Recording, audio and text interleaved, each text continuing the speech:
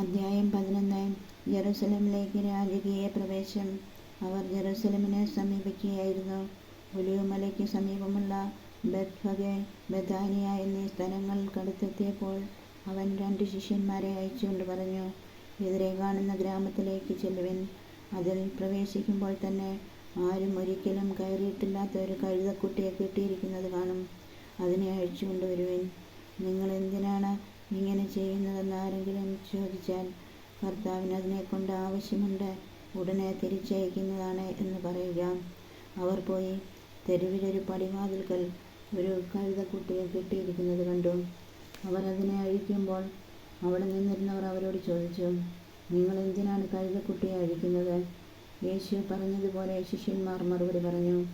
അതിനെ കൊണ്ടുപോകാൻ അവർ അനുവദിച്ചു. അവർ കഴുതക്കുട്ടിയെ യേശുവിൻ്റെ അടുത്ത് കൊണ്ടുവന്ന് അതിൻ്റെ പുറത്ത് തങ്ങളുടെ വസ്ത്രങ്ങൾ വിരിച്ചു. അവൻ കയറിയിരുന്നു. വളരെ പേർ തെരുവീതിയിൽ തങ്ങളുടെ വസ്ത്രങ്ങൾ വിരിച്ചു. മറ്റുള്ളവർ വയലിൽ നിന്ന് പച്ചില കൊമ്പുകൾ മുറിച്ചു നിരത്തി. അവൻ്റെ മുൻപിലും പിൻപിലും നടന്നിരുന്നവർ വിളിച്ചു പറഞ്ഞു, ഹോസാന, കർത്താവിൻ്റെ നാമത്തിൽ വരുന്നവൻ അനുഗ്രഹീതൻ. നമ്മുടെ പിതാവായ ദാവീദിൻ്റെ സമാഗതമാകുന്ന രാജ്യം അനുഗ്രഹീതം. ഉന്നതങ്ങളിൽ ഹോസാന. അവൻ യെരൂശലേമിൽ പ്രവേശിച്ച് ദേവാലയത്തിനുള്ളിലേക്ക് പോയി ചുറ്റും നോക്കി എല്ലാം കണ്ട ശേഷം നേരം വൈകിയിരുന്നതിനാൽ 12 പേരുടെ കൂടെ ബെഥാനിയയിലേക്ക് പോയി അത്തിവൃക്ഷത്തെ ശവിക്കുന്നു. അടുത്ത ദിവസം അവർ ബെഥാനിയയിൽ നിന്ന് വരുമ്പോൾ അവന് വിശക്കുന്നുണ്ടായിരുന്നു. അകലെ തളിരിട്ട് നിൽക്കുന്ന ഒരു അത്തിമരം കണ്ട് അതിലെന്തെങ്കിലും ഉണ്ടാകാമെന്ന് വിചാരിച്ചടുത്തിരുന്നു. എന്നാൽ ഇലകളല്ലാതെ മറ്റൊന്നും കണ്ടില്ല. അത് അത്തിപ്പഴങ്ങളുടെ കാലമല്ലായിരുന്നു. അവൻ പറഞ്ഞു, ആരും ഇനി ഒരിക്കലും നിന്നിൽ നിന്ന് പഴം തിന്നാതിരിക്കട്ടെ. അവൻ്റെ ശിഷ്യന്മാർ ഇത് കേട്ടു. ദേവാലയ ശുദ്ധീകരണം. അവർ ജെറുസലേമിലെത്തി. അവൻ ദേവാലയത്തിൽ പ്രവേശിച്ച് അവിടെ ക്രയവിക്രയം ചെയ്തുകൊണ്ടിരുന്നവരെ പുറത്താക്കാൻ തുടങ്ങി. നാണയമാറ്റക്കാരുടെ മേശകളും പ്രാവ് വിൽപ്പനക്കാരുടെ ഇരിപ്പിടങ്ങളും അവൻ തട്ടിമറിച്ചിട്ടു. ദേവാലയത്തിലൂടെ പാത്രങ്ങൾ ചുമന്നുകൊണ്ട് പോകാൻ ആരെയും അവൻ അനുവദിച്ചില്ല.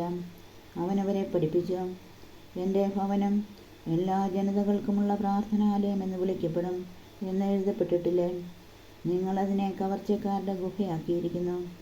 ഇത് കേട്ടപ്പോൾ പ്രധാന പുരോഹിതന്മാരും നിയമജ്ഞരും അവനെ നശിപ്പിക്കാൻ മാർഗം അന്വേഷിച്ചു. കാരണം അവനെ അവർ ഭയപ്പെട്ടു. ജനങ്ങളെല്ലാം അവൻ്റെ പ്രബോധനങ്ങളെക്കുറിച്ച് വിസ്മയിച്ചിരുന്നു. വൈകുന്നേരമായപ്പോൾ അവർ നഗരത്തിന് വെളിയിലേക്ക് പോയി. വിശ്വാസത്തിൻ്റെ ശക്തി. അവർ രാവിലെ അത്തിമരത്തിൻ്റെ സമീപത്തുകൂടെ കടന്നു പോകുമ്പോൾ അത് സമൂലം ഉണങ്ങിപ്പോയിരിക്കുന്നത് കണ്ടു. അപ്പോൾ പത്രോസ് അവനെ അനുസ്മരിപ്പിച്ചു, ഗുരു, നോക്കൂ, നീ ശപിച്ച അത്തിമരം ഉണങ്ങിപ്പോയിരിക്കുന്നു. യേശു പ്രതിവചിച്ചു, ദൈവത്തിൽ വിശ്വസിക്കുക. സത്യമായി ഞാൻ നിങ്ങളോട് പറയുന്നു, ആരെങ്കിലും ഈ മലയോട് ഇവിടെ നിന്ന് മാറി കടലിൽ ചെന്ന് വീഴുക എന്ന് പറയുകയും ഹൃദയത്തിൽ ശങ്കിക്കാതെ താൻ പറയുന്നത് സംഭവിക്കുമെന്ന് വിശ്വസിക്കുകയും ചെയ്താൽ അവനത് സാധിച്ചു കിട്ടും. അതിനാൽ ഞാൻ പറയുന്നു, പ്രാർത്ഥിക്കുകയും യാചിക്കുകയും ചെയ്യുന്ന എന്തും ലഭിക്കുമെന്ന് വിശ്വസിക്കുവിൻ, നിങ്ങൾക്ക് ലഭിക്കുക തന്നെ ചെയ്യും. നിങ്ങൾ പ്രാർത്ഥിക്കുമ്പോൾ നിങ്ങൾക്ക് ആരോടെങ്കിലും എന്തെങ്കിലും വിരോധമുണ്ടെങ്കിൽ അത് ക്ഷമിക്കുവിൻ. അപ്പോൾ സ്വർഗത്തിലുള്ള നിങ്ങളുടെ പിതാവ് നിങ്ങളുടെ തെറ്റുകൾ ക്ഷമിക്കും. യേശുവിൻ്റെ അധികാരം. അവർ വീണ്ടും ജെറുസലേമിൽ വന്നു. അവൻ ദേവാലയത്തിലൂടെ നടക്കുമ്പോൾ പ്രധാന പുരോഹിതന്മാരും നിയമജ്ഞരും ജനപ്രമാണികളും അവൻ്റെ അടുത്തെത്തി. അവർ അവനോട് ചോദിച്ചു, എന്തധികാരത്താലാണ് നീ ഇവയൊക്കെ ചെയ്യുന്നത്? ഇവ പ്രവർത്തിക്കുന്നതിന് ആരാണ് നിനക്ക് അധികാരം നൽകിയത്? യേശു പറഞ്ഞു, ഞാൻ നിങ്ങളോടൊരു കാര്യം ചോദിക്കാം, എന്നോട് ഉത്തരം പറയുവിൻ. എന്തധികാരത്താലാണ് ഞാനിവ ചെയ്യുന്നതെന്ന് അപ്പോൾ പറയാം. യോഹന്നാൻ്റെ ജ്ഞാനസ്നാനം സ്വർഗത്തിൽ നിന്നോ മനുഷ്യരിൽ നിന്നോ? ഉത്തരം പറയുവിൻ. അവർ പരസ്പരം ആലോചിച്ചു. സ്വർഗത്തിൽ നിന്ന് എന്ന് പറഞ്ഞാൽ പിന്നെ എന്തുകൊണ്ടാണ് നിങ്ങളവനെ വിശ്വസിച്ചില്ല എന്നവൻ ചോദിക്കും. മനുഷ്യരിൽ നിന്ന് എന്ന് പറയാൻ അവർക്ക് ജനങ്ങളെ ഭയമായിരുന്നു. കാരണം യോഹന്നാൻ യഥാർത്ഥത്തിലൊരു പ്രവാചകനാണെന്ന് എല്ലാവരും കരുതിയിരുന്നു. അതിനാൽ അവർ യേശുവിനോട് പറഞ്ഞു, ഞങ്ങൾക്കറിഞ്ഞുകൂടാ. അപ്പോൾ യേശു പറഞ്ഞു, എന്തധികാരത്താലാണ് ഞാനിവ ചെയ്യുന്നതെന്ന് ഞാനും നിങ്ങളോട് പറയുന്നില്ല. അദ്ധ്യായം 12. മുന്തിരിത്തോട്ടത്തിലെ കൃഷിക്കാരുടെ ഉപമ. യേശു അവരോട് ഉപമകൾ വഴി സംസാരിക്കാൻ തുടങ്ങി. ഒരുവനൊരു മുന്തിരിത്തോട്ടം നട്ടുപിടിപ്പിച്ചു. അതിനു ചുറ്റും വേലി കെട്ടി മുന്തിരിച്ചക്ക് സ്ഥാപിച്ചു. ഒരു ഗോപുരവും പണിതു. അത് കൃഷിക്കാരെ ഏൽപ്പിച്ചിട്ട് അവൻ അവിടെ നിന്ന് പോയി. സമയമായപ്പോൾ മുന്തിരി ഫലങ്ങളിൽ നിന്ന് തൻ്റെ ഓഹരി ശേഖരിക്കാൻ അവൻ കൃഷിക്കാരുടെ അടുത്തേക്ക് കൃത്യനെ അയച്ചു. എന്നാൽ അവർ അവനെ പിടിച്ചടിക്കുകയും വെറും കൈയോടെ പറഞ്ഞയക്കുകയും ചെയ്തു. വീണ്ടും അവൻ മറ്റൊരു കൃത്യനെ അയച്ചു. അവർ അവനെ തലയ്ക്ക് പരിക്കേൽപ്പിക്കുകയും അവമാനിച്ചയക്കുകയും ചെയ്തു. അവൻ വീണ്ടും ഒരുവനെ അയച്ചു. അവനെ അവർ കൊന്നുകളഞ്ഞു. മറ്റു പലരെയും അയച്ചു. ചിലരെ അവർ അടിക്കുകയും ചിലരെ കൊല്ലുകയും ചെയ്തു. അവന് ഇനി ഒരുവൻ മാത്രം അവശേഷിച്ചു, തൻ്റെ പ്രിയപുത്രൻ. എൻ്റെ പുത്രനെ അവർ മാനിക്കുമെന്ന് പറഞ്ഞ് അവസാനം അവനെയും അവരുടെ അടുത്തേക്ക് അയച്ചു. കൃഷിക്കാർ പരസ്പരം പറഞ്ഞു, ഇവനാണ് അവകാശി, ഇവനെ നമുക്ക് കൊന്നുകളയാം, അവകാശം നമ്മുടേതാകും. അവർ അവനെ പിടിച്ച് കൊന്ന് മുന്തിരിത്തോട്ടത്തിന് വെളിയിലേക്ക് എറിഞ്ഞു. ഇനി മുന്തിരിത്തോട്ടത്തിൻ്റെ ഉടമസ്ഥൻ എന്തു ചെയ്യും? അവൻ വന്ന് ആ കൃഷിക്കാരെ നശിപ്പിച്ച് മുന്തിരിത്തോട്ടം വേറെ ആളുകളെ ഏൽപ്പിക്കും. ഈ വിശുദ്ധ ലിഖിതം നിങ്ങൾ വായിച്ചിട്ടില്ലേ? പണിക്കാർ ഉപേക്ഷിച്ച കല്ല് തന്നെ മൂലക്കല്ലായി തീർന്നു. ഇത് കർത്താവിൻ്റെ പ്രവൃത്തിയാണ്. നമ്മുടെ ദൃഷ്ടിയിൽ ഇത് അത്ഭുതകരമായിരിക്കുന്നു. തങ്ങൾക്കെതിരായിട്ടാണ് ഈ ഉപമ അവൻ പറഞ്ഞതെന്ന് മനസ്സിലാക്കി അവർ അവനെ പിടിക്കാൻ ശ്രമിച്ചു. എന്നാൽ ജനക്കൂട്ടത്തെ അവർ ഭയപ്പെട്ടു. അതുകൊണ്ട് അവർ അവനെ വിട്ടുപോയി. സീസറിന് നികുതി കൊടുക്കണമോ? അവനെ വാക്കിൽ കൊടുക്കുന്നതിന് വേണ്ടി കുറേ ഫരിസേയരെയും ഹെറോദേസ് പക്ഷക്കാരെയും അവർ അവൻ്റെ അടുത്തേക്ക് അയച്ചു.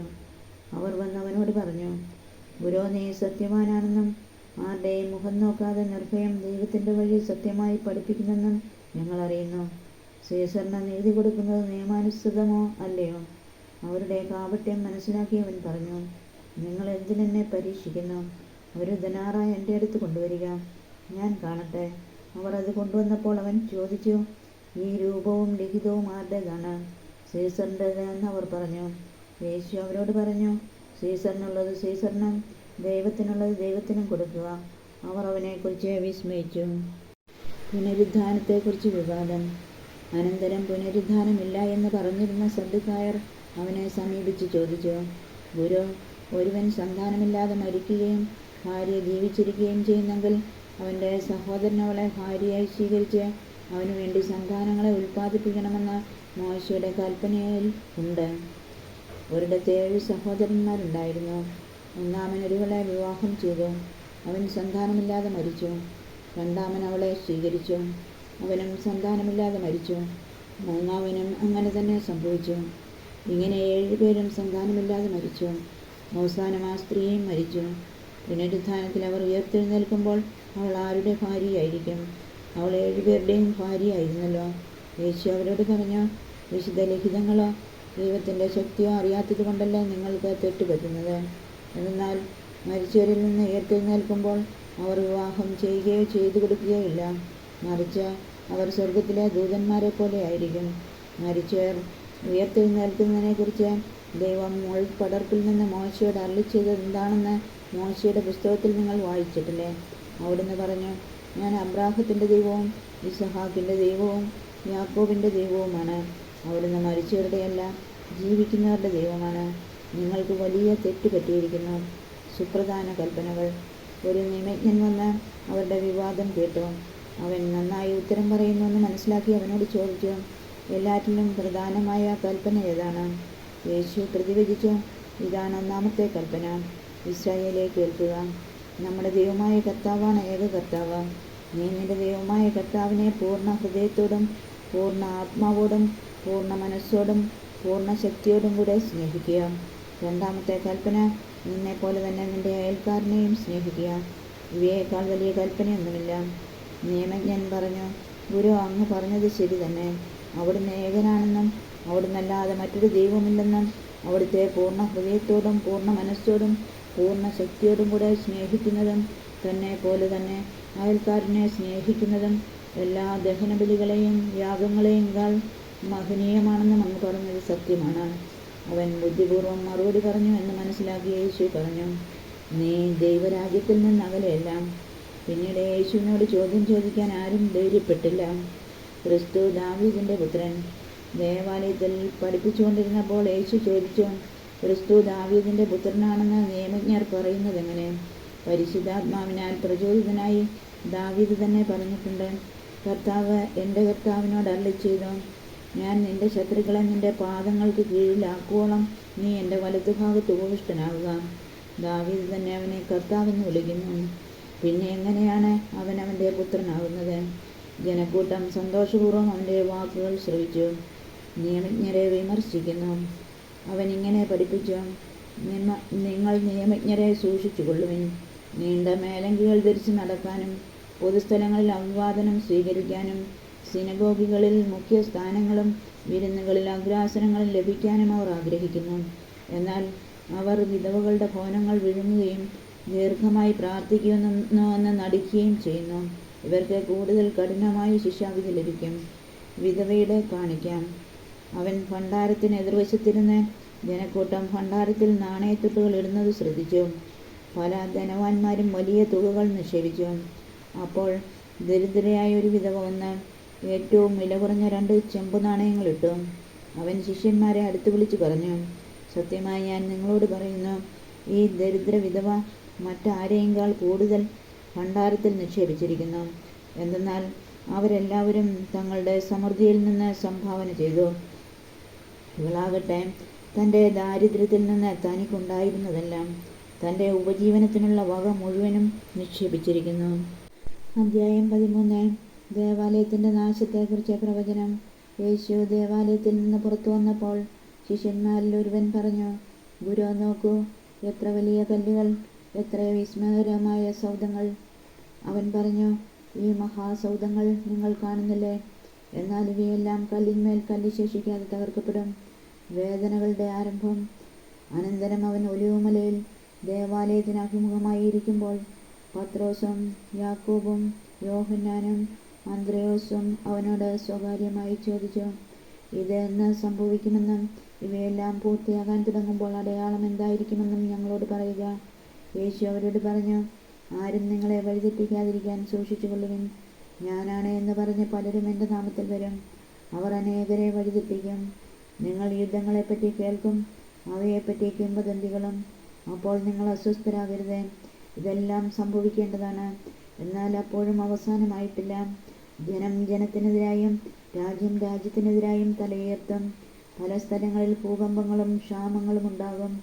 ഇതെല്ലാം ഈറ്റുനോവിൻ്റെ ആരംഭം മാത്രം. നിങ്ങൾ ജാഗരൂകരായിരിക്കുവിൻ. അവർ നിങ്ങളെ ന്യായാധിപ സംഘങ്ങൾക്ക് ഏൽപ്പിച്ചു കൊടുക്കും. സിനഗോഗുകളിൽ വെച്ച് നിങ്ങളെ പ്രഹരിക്കും. ദേശാധിപതികളുടെയും രാജാക്കന്മാരുടെയും മുൻപാകെ എനിക്ക് സാക്ഷ്യം നൽകാൻ നിങ്ങൾ നിൽക്കും. എന്നാൽ ആദ്യം എല്ലാ ജനതകളോടും സുവിശേഷം പ്രസംഗിക്കപ്പെടേണ്ടിയിരിക്കുന്നു. അവർ നിങ്ങളെ ഏൽപ്പിച്ചു കൊടുക്കാൻ കൊണ്ടുപോകുമ്പോൾ എന്ത് പറയണമെന്ന് വിചാരിച്ച് ഉത്കണ്ഠാകുലരാകേണ്ട. ആ സമയത്ത് നിങ്ങൾക്ക് ലഭിക്കുന്നതെന്തോ അത് സംസാരിക്കുവിൻ. നിങ്ങളല്ല, പരിശുദ്ധാത്മാവായിരിക്കും സംസാരിക്കുക. സഹോദരൻ സഹോദരനെയും പിതാവ് പുത്രനെയും മരണത്തിന് ഏൽപ്പിച്ചു കൊടുക്കും. മക്കൾ മാതാപിതാക്കന്മാരെ എതിർക്കുകയും അവരെ വധിക്കുകയും ചെയ്യും. എൻ്റെ നാമത്തെ പ്രതി നിങ്ങളെ എല്ലാവരും ദ്വേഷിക്കും. അവസാനം വരെ സഹിച്ചു നിൽക്കുന്നവൻ രക്ഷ പ്രാപിക്കും. ഭീകര ദുരിതങ്ങളുടെ കാലം. വിനാശത്തിൻ്റെ അശുദ്ധലക്ഷണം. നിൽക്കരുതാത്തിടത്ത് നിൽക്കുന്നത് നിങ്ങൾ കാണുമ്പോൾ വായിക്കുന്നവൻ ഗ്രഹിച്ചു കൊള്ളട്ടെ. യൂദയായിലുള്ളവർ പർവ്വതങ്ങളിലേക്ക് പലായനം ചെയ്യട്ടെ. പുരമുകളിലായിരിക്കുന്നവൻ താഴെ ഇറങ്ങുകയോ വീട്ടിൽ നിന്ന് എന്തെങ്കിലും എടുക്കാൻ അകത്ത് പ്രവേശിക്കുകയോ അരുത്. വയലിലായിരിക്കുന്നവൻ മേലങ്കി എടുക്കാൻ പിന്തിരിയരുത്. ആ ദിവസങ്ങളിൽ ഗർഭിണികൾക്കും മുലയൂട്ടുന്നവർക്കും ദുരിതം. ഇത് ശീതകാലത്ത് സംഭവിക്കാതിരിക്കുവാൻ പ്രാർത്ഥിക്കുവിൻ. ദൈവത്തിൻ്റെ സൃഷ്ടികർമ്മത്തിൻ്റെ ആരംഭം മുതൽ ഇന്നുവരെ ഉണ്ടായിട്ടില്ലാത്തതും ഇനി ഒരിക്കലും ഉണ്ടാകാത്തതുമായ കഷ്ടതകൾ ആ ദിവസങ്ങളിൽ ഉണ്ടാകും. കർത്താവ് ആ ദിവസങ്ങൾ ചുരുക്കിയില്ലായിരുന്നെങ്കിൽ ഒരുവനും രക്ഷപ്പെടുകയില്ലായിരുന്നു. എന്നാൽ തിരഞ്ഞെടുക്കപ്പെട്ടവർക്ക് വേണ്ടി അവിടുന്ന് ആ ദിവസങ്ങൾ ചുരുക്കി. ഇതാ ക്രിസ്തു ഇവിടെ, അതാ അവിടെ എന്ന് ആരെങ്കിലും പറഞ്ഞാൽ നിങ്ങൾ വിശ്വസിക്കരുത്. കാരണം കള്ള ക്രിസ്തുവുമാരും വ്യാജ പ്രവാചകന്മാരും പ്രത്യക്ഷപ്പെടും. സാധ്യമെങ്കിൽ തിരഞ്ഞെടുക്കപ്പെട്ടവരെ വഴിതെറ്റിക്കുന്നതിന് അടയാളങ്ങളും അത്ഭുതങ്ങളും അവർ പ്രവർത്തിക്കും. നിങ്ങൾ ജാഗരൂകരായിരിക്കുവിൻ. എല്ലാം ഞാൻ മുൻകൂട്ടി നിങ്ങളോട് പറഞ്ഞിരിക്കുന്നു. മനുഷ്യപുത്രൻ്റെ ആഗമനം. ആ പീഡനങ്ങൾക്ക് ശേഷമുള്ള ദിവസങ്ങളിൽ സൂര്യൻ ഇരുണ്ടുപോകും, ചന്ദ്രൻ പ്രകാശം തരികയില്ല, നക്ഷത്രങ്ങൾ ആകാശത്ത് നിന്ന് നിപതിക്കും, ആകാശശക്തികൾ ഇളകുകയും ചെയ്യും. അപ്പോൾ മനുഷ്യപുത്രൻ വലിയ ശക്തിയോടും മഹത്വത്തോടും കൂടെ മേഘങ്ങളിൽ വരുന്നത് അവർ കാണും. അപ്പോൾ അവൻ ദൂതന്മാരെ അയക്കും. അവർ ഭൂമിയുടെ അതിർത്തികൾ മുതൽ ആകാശത്തിൻ്റെ അതിർത്തികൾ വരെ 4 ദിക്കുകളിൽ നിന്ന് അവൻ്റെ തിരഞ്ഞെടുക്കപ്പെട്ടവരെ ഒരുമിച്ച് കൂട്ടും. അത്തിമരത്തിൽ നിന്ന് പഠിക്കുവിൻ. അതിൻ്റെ കൊമ്പുകൾ ഇളതായി തളിർക്കുമ്പോൾ വേനൽക്കാലം അടുത്തിരിക്കുന്നുവെന്ന് നിങ്ങൾക്കറിയാം. അതുപോലെ തന്നെ ഇക്കാര്യങ്ങൾ സംഭവിക്കുന്നത് കാണുമ്പോൾ അവൻ സമീപത്ത് വാതിൽക്കൽ എത്തിയിരിക്കുന്നുവെന്ന് ഗ്രഹിച്ചുകൊള്ളുക. ഞാൻ സത്യമായി നിങ്ങളോട് പറയുന്നു, ഇവയെല്ലാം സംഭവിക്കുന്നതുവരെ ഈ തലമുറ കടന്നു പോകുകയില്ല. ആകാശവും ഭൂമിയും കടന്നുപോകും, എന്നാൽ എൻ്റെ വചനങ്ങൾ കടന്നു പോകുകയില്ല. സദാ ജാഗരൂകരായിരിക്കുവിൻ. എന്നാൽ ആ ദിവസത്തെക്കുറിച്ചോ ആ മണിക്കൂറിനെക്കുറിച്ചോ പിതാവിനല്ലാതെ മറ്റാർക്കും, സ്വർഗത്തിലുള്ള ദൂതന്മാർക്കോ പുത്രന് പോലുമോ അറിഞ്ഞുകൂടാ. ശ്രദ്ധാപൂർവം ഉണർന്നിരിക്കുവിൻ. സമയം എപ്പോഴാണെന്ന് നിങ്ങൾക്കറിവില്ലല്ലോ. വീട് വിട്ട് ദൂരേക്ക് പോകുന്ന ഒരുവൻ സേവകർക്ക് അവരവരുടെ ചുമതലയും കാവൽക്കാരന് ഉണർന്നിരിക്കാനുള്ള കൽപ്പനയും നൽകുന്നത് പോലെയാണത്. ആകയാൽ ജാഗരൂകരായിരിക്കുവിൻ.